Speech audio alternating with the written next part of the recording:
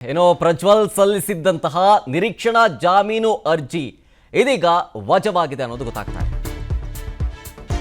ಜನಪ್ರತಿನಿಧಿಗಳ ವಿಶೇಷ ನ್ಯಾಯಾಲಯ ಅರ್ಜಿಯನ್ನ ವಜಾ ಮಾಡಿ ಆದೇಶವನ್ನ ಹೊರಡಿಸಿದೆ. ಈ ಅರ್ಜಿ ಪ್ರಜ್ವಲ್ ವಿರುದ್ಧ ದಾಖಲಾಗಿದ್ದ ಕೊನೆಯ ಕೇಸ್ನಲ್ಲಿ ಅರ್ಜಿಯನ್ನ ಸಲ್ಲಿಸಿದೆ.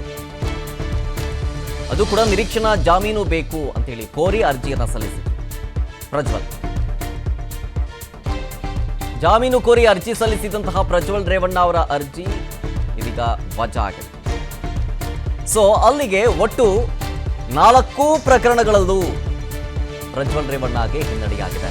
ನ್ಯಾಯಮೂರ್ತಿ ಸಂತೋಷ್ ಗಜಾನನ ಭಟ್ ಅವರಿಂದ ಈ ಆದೇಶ ಹೊರಡಿಸಿರೋದು.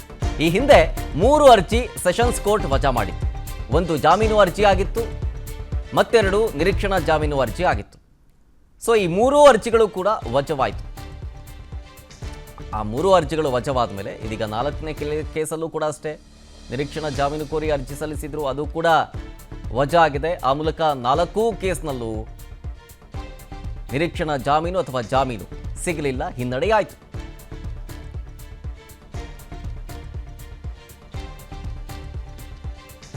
ಏನೋ ಪ್ರಜ್ವಲ್ ಸಲ್ಲಿಸಿದ್ದಂತಹ ನಿರೀಕ್ಷಣಾ ಜಾಮೀನು ಅರ್ಜಿ ಇದೀಗ ವಜವಾಗಿದೆ ಅನ್ನೋದು ಗೊತ್ತಾಗ್ತಾ ಇದೆ.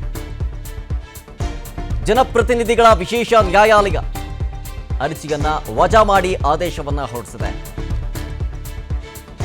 ಈ ಅರ್ಜಿ ಪ್ರಜ್ವಲ್ ವಿರುದ್ಧ ದಾಖಲಾಗಿದ್ದ ಕೊನೆಯ ಕೇಸ್ನಲ್ಲಿ ಅರ್ಜಿಯನ್ನ ಸಲ್ಲಿಸಿದೆ. ಅದು ಕೂಡ ನಿರೀಕ್ಷಣಾ ಜಾಮೀನು ಬೇಕು ಅಂತೇಳಿ ಕೋರಿ ಅರ್ಜಿಯನ್ನ ಸಲ್ಲಿಸಿದೆ ಪ್ರಜ್ವಲ್. ಜಾಮೀನು ಕೋರಿ ಅರ್ಜಿ ಸಲ್ಲಿಸಿದಂತಹ ಪ್ರಜ್ವಲ್ ರೇವಣ್ಣ ಅವರ ಅರ್ಜಿ ಇದೀಗ ವಜಾ ಆಗಿದೆ.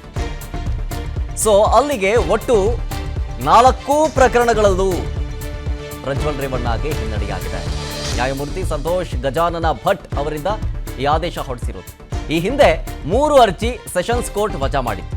1 ಜಾಮೀನು ಅರ್ಜಿ ಆಗಿತ್ತು, ಮತ್ತೆರಡು ನಿರೀಕ್ಷಣಾ ಜಾಮೀನು ಅರ್ಜಿ ಆಗಿತ್ತು. ಸೊ ಈ 3 ಅರ್ಜಿಗಳು ಕೂಡ ವಜವಾಯಿತು. ಆ 3 ಅರ್ಜಿಗಳು ವಜವಾದ ಮೇಲೆ ಇದೀಗ 4ನೇ ಕೇಸಲ್ಲೂ ಕೂಡ ಅಷ್ಟೇ ನಿರೀಕ್ಷಣಾ ಜಾಮೀನು ಕೋರಿ ಅರ್ಜಿ ಸಲ್ಲಿಸಿದ್ರು, ಅದು ಕೂಡ ವಜಾ ಆಗಿದೆ. ಆ ಮೂಲಕ 4 ಕೇಸ್ನಲ್ಲೂ ನಿರೀಕ್ಷಣಾ ಜಾಮೀನು ಅಥವಾ ಜಾಮೀನು ಸಿಗಲಿಲ್ಲ, ಹಿನ್ನಡೆಯಾಯಿತು.